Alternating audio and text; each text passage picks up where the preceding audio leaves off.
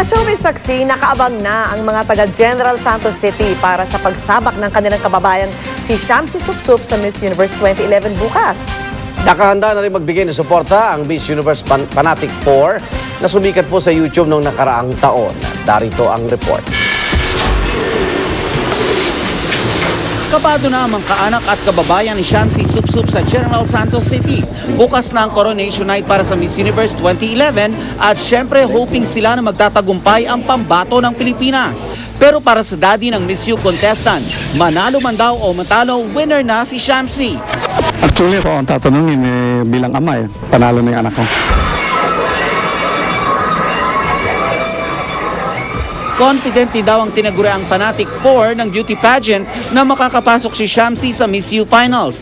Last year, sumikat sa YouTube ang video ng apat habang nagpapakita ng matinding show of support para sa nooy candidate ng Pilipinas sa Miss U na si Venus Ra. At ngayon, ready na naman daw silang sumuporta kay Shamsi. Lalo pat tiwala raw silang makakapasok ito sa finals.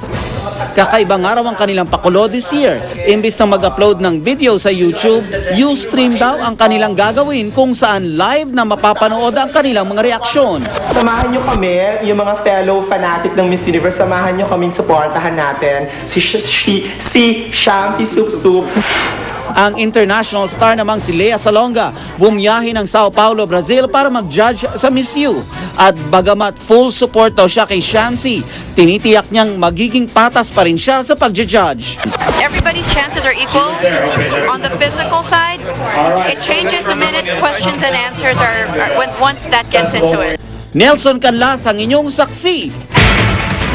Kung nasa ng balita, ikaw at ang Liga ng Katotohanan, magkasama sa pagbabalitang walang kinikilingan. Walang pinoprotektahan, walang kasinungalingan, serbisyong totoo pa lamang. Ako po si Benjo Morales. Ako naman, Arnold Glavio. Bangaigan, 104 na araw na lang, Pasko na.